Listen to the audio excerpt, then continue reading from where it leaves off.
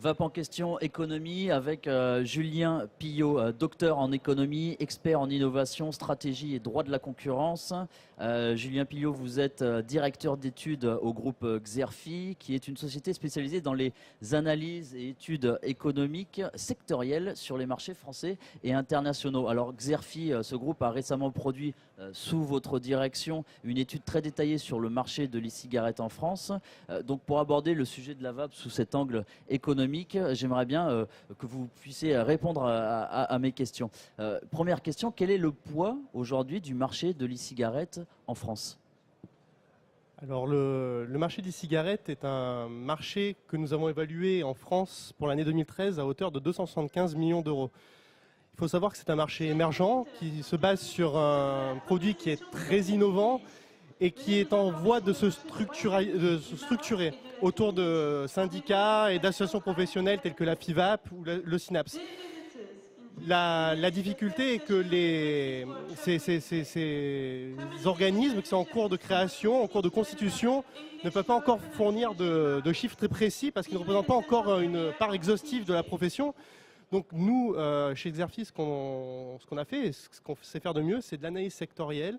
On a fait une analyse croisée de l'offre et de la demande pour pouvoir évaluer le marché français. Donc l'analyse de l'offre s'est basée sur un pool de primo-accédants au marché au niveau de la distribution spécialisée. On a pu accéder à leur compte et regarder un petit peu quel était le compte de résultat type d'un distributeur spécialisé en cigarettes électroniques, dégager des marges commerciales moyennes, des résultats moyens, des taux de résultats moyens, ce qui nous a permis d'avoir une première évaluation vis-à-vis de l'offre.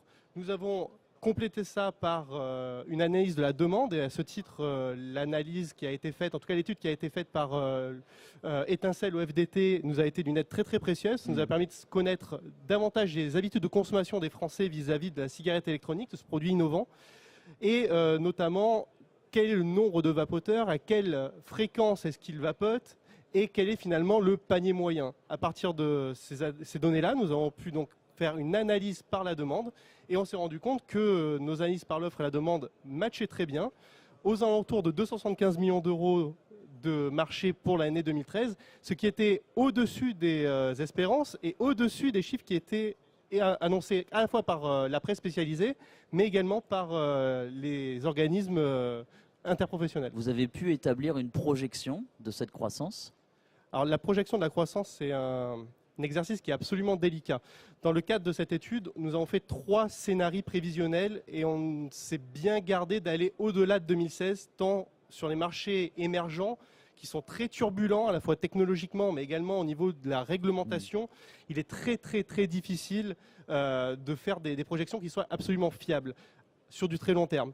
La vérité, c'est que sur ce marché qui est en voie de structuration, il va y avoir des impacts exogènes au niveau de la réglementation, sur l'usage, sur d'éventuels droits d'assises qui vont être adossés à la cigarette électronique, mais également à ses composants, notamment à l'e-liquide, qui font qu'il est très très difficile d'avoir une projection fiable, très très fiable. Donc on a fait 3 scénarios prévisionnels en fonction du développement du produit, en fonction de sa taux de pénétration auprès de nouveaux consommateurs, en fonction également du taux de substitution qu'il peut y avoir du produit e-cigarette à partir de la cigarette classique, et également en fonction des freins qui pourraient être induits à la consommation du fait d'une réglementation plus ou moins restrictive. D'accord.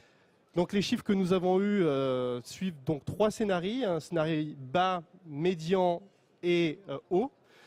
Le scénario médian, qui est celui que nous considérons comme ayant la plus grosse probabilité de survenue, nous donne un marché qui pourrait avoisiner les 900 millions d'euros à horizon 2016. En ce qui concerne le scénario bas, donc celui qui serait le moins favorable au marché, On est néanmoins sur un trend qui est croissant avec un marché qui pourrait peser 500 millions d'euros en 2016. D'accord, dans l'état actuel, 275 millions d'euros et le scénario le plus optimiste, 900 millions d'euros d'ici quelques années. Aux États-Unis, il y a aussi beaucoup d'analyses financières qui ont été réalisées, notamment par Wells Fargo, et il y a des phrases qui sont ressorties dans la presse. La vape surpasserait le tabac en volume de vente d'ici 10 ans. Mythe ou réalité pour vous? Là encore une fois, c'est très très difficile d'avoir une opinion tranchée. Au-delà de l'effet d'annonce, c'est très très délicat. Je vais parler de ce que je connais le mieux, c'est-à-dire le marché français, plutôt que de parler du marché américain, au niveau duquel la consommation répond à d'autres types de stimuli. Au niveau français, il est très très clair que le fait que la vape dépasse le marché de la cigarette classique est une hypothèse qui est plausible, à défaut d'être probable. Je vais essayer de m'expliquer. La réglementation qui va se mettre en place sous l'impulsion de Bruxelles, qui a donné 2 ans aux États membres de l'Union européenne pour statuer sur la qualification juridique du produit, ne va pas être neutre vis-à-vis de la consommation de ce produit et, par extension, sur le devenir du marché. La capacité de pouvoir fumer en toutes circonstances et en tout lieu, si l'État venait à revenir dessus, ce ne sera pas neutre vis-à-vis de la consommation. Si l'État venait à, et ce sera certainement le cas très rapidement, à adosser des droits d'assises à la consommation de cigarettes électroniques, comme c'est le cas au niveau de la cigarette classique, ce ne sera pas neutre vis-à-vis de la consommation, etc., etc. Donc ça, ce sont des facteurs qui sont totalement exogènes et qui ne permettent pas d'avoir une opinion très tranchée sur le sujet. En revanche, il y a des facteurs qui, eux, sont endogènes et qui ne seront pas neutres vis-à-vis du devenir du produit. Notamment la capacité qu'auront les fabricants des cigarettes à renouveler l'expérience client de manière satisfaisante, de manière régulière, de manière à innover également sur le produit et le rendre finalement accessible à tout un chacun. Et quand je dis tout un chacun, ce ne sont pas les primo-accédants qui ont été séduits par le côté anticonformiste du produit, qui sont quelque part des geeks, vous me passerez l'expression, mais également monsieur et madame tout le monde qui, au-delà de rechercher un substitut nicotinique, et on a eu une très bonne conférence sur la santé juste avant mon intervention, au-delà de ça, pourraient être séduits, alors même que ce sont des fumeurs invétérés d'un produit qui est absolument classique et la cigarette, depuis des années, qui pourraient être séduits par l'expérience et qui pourraient être approchés par des distributeurs qui pourraient s'adresser avec des éléments de langage, mais également des éléments de marketing à cette clientèle-là qui pour l'instant est encore peu séduite. Alors justement, en parlant de distributeurs, je suis intéressé pour monter mon commerce d'e-cigarettes. Je ne me suis pas encore lancé. Vous qui avez bien analysé le marché aujourd'hui en France, diriez-vous que la vague de l'e-cig a été atteinte? Est-il temps encore de monter mon commerce aujourd'hui en France? Alors la réponse est oui, mais modulo quelques ajustements. Le marché de la cigarette en France a généré un énorme appel d'air sur les enseignes de distribution. Il y avait, selon nos estimations, environ 400 magasins spécialisés fin 2012. Fin 2013, on était déjà au-dessus de 1100 magasins. À mars 2014, on était allé aux alentours de 1700 magasins. On aura dépassé les 2000 magasins à la fin de l'année. Donc c'est une croissance qui est exponentielle et qui fait plus que dépasser la demande réelle adressée pour les cigarettes. Ce qui se traduit par de premières fermetures de boutiques ou des enseignes qui avaient décidé de s'implanter sur une zone de chalandise particulière, qui sont fait doubler par des concurrents ou des indépendants et qui décident de repousser, voire même d'annuler leur ouverture. Si on couple à ça le fait que les buralistes vont très certainement généraliser la distribution de cigarettes électroniques dans un réseau qui approximativement pèse 30 000 points de vente, on se dit qu'on n'est pas très loin de la saturation du marché au niveau de la distribution. Il n'en demeure pas moins qu'il reste des zones de chalandise qui ne sont pas du tout adressées ou mal adressées aujourd'hui et que moyennant de très bonnes études de marché, il y a encore moyen de s'implanter, de trouver son marché et également de trouver des financements pour lancer son magasin. Alors très bien, donc d'après vos propos, je peux me lancer aujourd'hui dans le commerce de l'e-cigarette. Malheureusement, il faut bien trouver des fonds, parce que ça coûte cher, une boutique ou un site internet, des salariés, il faut les payer, etc. Est-ce que je peux aller voir aujourd'hui ma banque? Quel est l'accueil qui est réservé aux entrepreneurs de l'e-cigarette aujourd'hui dans les banques françaises? Les banques ont massivement prêté. Les 3 dernières années, elles ont accordé des crédits à des entrepreneurs qui désiraient se lancer dans le business. Elles l'ont fait massivement et peut-être de manière inconsidérée. Je vais y revenir. La réalité, c'est que dans un contexte de crise, de rationnement du crédit, les banques, comme n'importe quel autre organisme financier, a cherché des relais de croissance. Et elle a vu dans la cigarette électronique une sorte d'Eldorado avec des avantages qui sont indéniables, qui ont trait au fait que les coûts d'installation sont très faibles, entre 30 000 et 50 000 euros en moyenne pour ouvrir sa boutique de 30 mètres carrés dans une artère secondaire.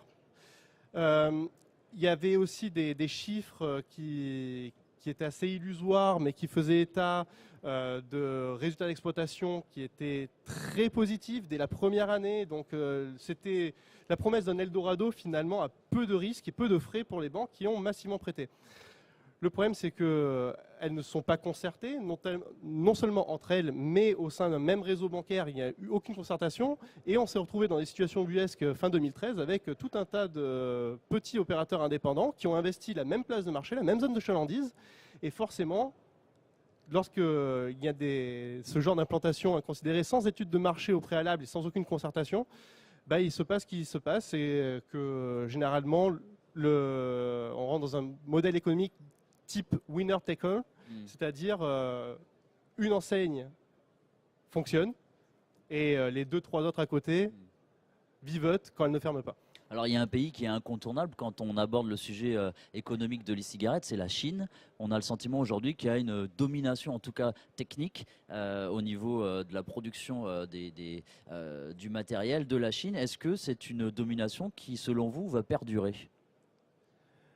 C'est assez délicat de répondre à cette question de manière péremptoire, mais il faut savoir que la Chine a un avantage, il est vrai, indéniable, dans la mesure où les cigarettes est une invention qui provient de la Chine. Donc la Chine bénéficie, au-delà des structures qui caractérisent cette zone économique, de l'avantage du premier entrant.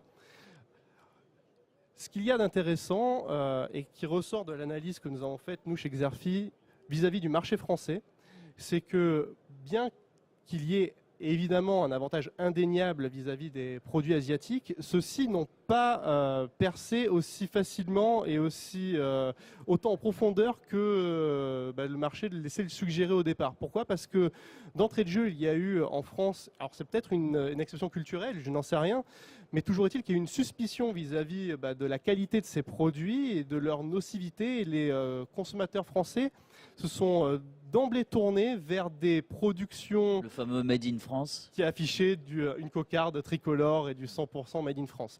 Il n'en demeure pas moins qu'entre les distributeurs qui font l'étalage du 100% Made in France et d'autres distributeurs un peu plus finaux qui parlent seulement d'une élaboration 100% française, il sera important à mon sens qu'il y ait une clarification dans le sens de la bonne information du consommateur. Ça va être le travail de l'AFNOR notamment dont on va parler cet après-midi. Et ce sera effectivement le travail de l'AFNOR, vous me l'enlevez. Au niveau du matériel, il y a certains analystes, notamment américains, qui ont parlé de produits de première, seconde et troisième génération, faisant allusion pour la première génération à ces cigarettes électroniques qui ressemblent comme deux gouttes d'eau à une cigarette de tabac. Le terme ciga-like a été évoqué. Est-ce que c'est un produit pour vous qui a déjà aujourd'hui une place importante et qui va continuer à avoir cette importance-là dans le marché, cette fameuse ciga-like? Alors en préambule, je tiens à préciser que dans l'étude que nous avons produite, nous n'avons pas parlé spécifiquement de la ciga-like. Nous avons fait une distinction entre les cigarettes rechargeables et les cigarettes jetables. Ceci étant dit, la ciga-like a un avantage énorme, il faut bien l'admettre, c'est qu'elle singe parfaitement un produit de consommation très courante qui est la cigarette classique. Et elle permet finalement de retrouver tout ce qui fait le rituel comportemental du fumeur classique qui va porter la cigarette à son bec et qui va avoir un objet qui est connu, reconnu, identifié, facile à transporter, etc. Il n'en demeure pas moins que le marché français s'est structuré d'emblée autour d'un produit qui ressemblerait plus à celui qui est en face de vous actuellement, qui est un produit qui a su séduire par son côté complètement évolutionnaire, complètement disruptif, voire même anticonformiste. Et c'est un produit qui a su trouver son public et qui a su s'imposer dans le paysage des Français. Je ne dirais pas qu'un format va l'emporter vis-à-vis de l'autre. Je pense qu'il y a de la place pour les deux formats. La variété fait l'attractivité du produit. Julien Et Pillot, abondance au bien n'est nulle part. merci beaucoup d'avoir répondu à nos questions. Donc, je vous en rappelle prie. que cette étude est disponible sur le site du Xerfi. Et, voilà, pour qui est intéressé de connaître en détail l'état du marché français sur les cigarettes. Merci beaucoup. Je vous remercie.